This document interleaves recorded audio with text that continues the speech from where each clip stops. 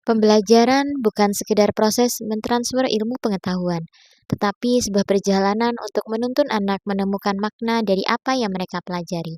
Dalam pembelajaran mendalam, siswa diajak untuk menyadari apa yang mereka pelajari, memaknai setiap pengalaman belajar, dan menikmati prosesnya dengan hati yang gembira.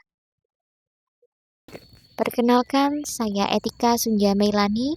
Saya berasal dari SD Negeri Gading, Kecamatan Pugung, Kabupaten Tanggamus, yang terletak di daerah pegunungan dengan lingkungan yang masih asri. Perjalanan yang saya lalui untuk mencapai ke sekolah sekitar 1 jam perjalanan dengan akses jalan yang cukup sulit, baik ketika hujan maupun panas, dikarenakan banyaknya tanjakan dan turunan yang curam. Motornya udah dinaikin orang di atas.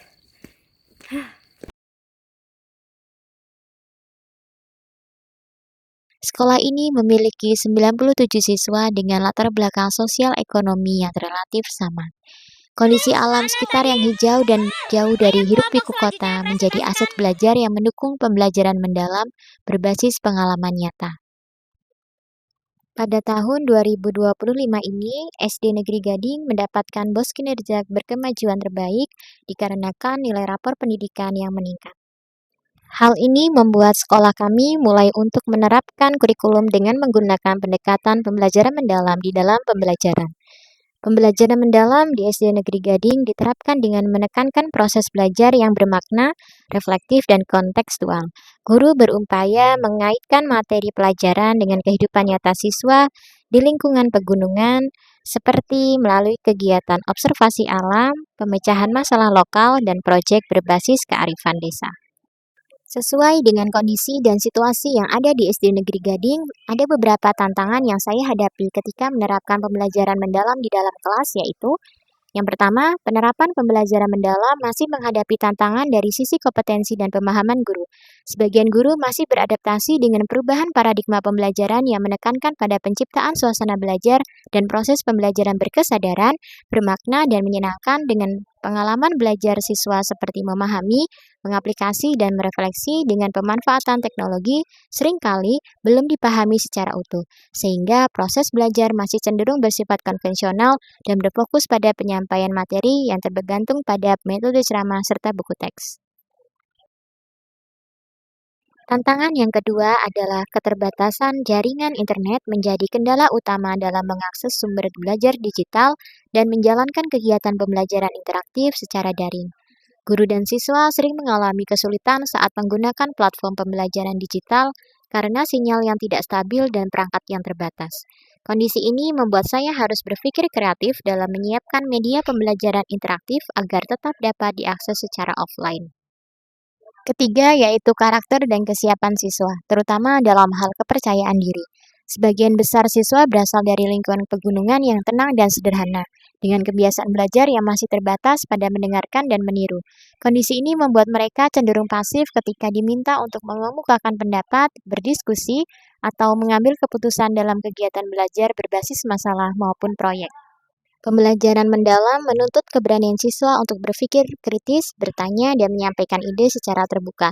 Namun, tidak sedikit siswa yang masih merasa takut salah, malu berbicara di depan teman-temannya, atau khawatir jika pendapatnya dianggap tidak tepat. Rasa kurang percaya diri ini menjadi penghambat dalam proses kolaborasi dan refleksi yang menjadi inti dari pembelajaran mendalam. Dengan adanya situasi dan tantangan yang ada, saya merasa perlu untuk membuat sebuah model pembelajaran yang kreatif serta media pembelajaran interaktif berbasis teknologi yang tetap bisa dijalankan dengan sumber daya terbatas tetapi tetap bermakna dan menyenangkan. Saya kemudian memodifikasi model pembelajaran to stay to stray dengan memanfaatkan media pembelajaran interaktif jelajah dunia yang dapat diakses secara online maupun offline yang saya beri nama dengan Kelana Jala. Keliling langkah, nantikan cerita dengan jelajah dunia. Langkah-langkah yang saya lakukan untuk menerapkan kelana jala dalam pembelajaran mendalam adalah sebagai berikut. Yang pertama, berdiskusi dengan rekan sejawat untuk melaksanakan pembelajaran mendalam yang dapat menerapkan pengalaman belajar, prinsip pembelajaran mendalam, dan kerangka pembelajaran sesuai dengan 8 dimensi profil lulusan. Yang kedua, menyiapkan alat dan bahan untuk kelana, keliling langkah, nantikan cerita, dan media jelajah dunia berupa media pembelajaran interaktif. Yang ketiga, membagi siswa menjadi beberapa kelompok yang masing-masing menjelajahi dua benua. Yang keempat, tahap keliling, stray, dua siswa dari setiap kelompok berkunjung ke kelompok lain untuk belajar tentang benua berbeda. Tahap yang kelima, yaitu stay, dua siswa lainnya tetap di kelompok untuk menjelaskan hasil penjelajahan benua mereka kepada tamu. Tahap yang keenam, menantikan cerita, siswa kembali ke kelompok asal dan berbagi informasi baru yang mereka dapatkan dari kelompok lain. Dan tahap yang ketujuh, refleksi bersama, siswa menceritakan pengalaman belajar dan nilai kebersamaan yang mereka rasakan setelah menjelajah dunia. Melalui kegiatan Kelana Jala, siswa diajak melakukan pembelajaran berbasis eksplorasi global. Mereka belajar mengenal benua dan budaya dunia dengan cara berkeliling antar kelompok, saling berbagi hasil jelajah, dan mendengarkan cerita dari teman yang lain. Aktivitas ini tidak hanya memperluas wawasan pengetahuan, tetapi juga menumbuhkan 8 dimensi profil lulusan seperti kolaborasi, keluargaan, bernalar kritis, dan kreativitas. Ini juga menerapkan prinsip pembelajaran mendalam dengan 3 tahapan utama, yaitu memahami, mengaplikasi, dan juga merefleksi. Dengan cara ini, pembelajaran menjadi pengalaman yang hidup, kontekstual, dan menyenangkan bagi seluruh peserta didik. Setelah melaksanakan pembelajaran dengan model Kelana Jala, saya merasakan perubahan yang sangat berarti, baik pada diri saya maupun pada peserta didik.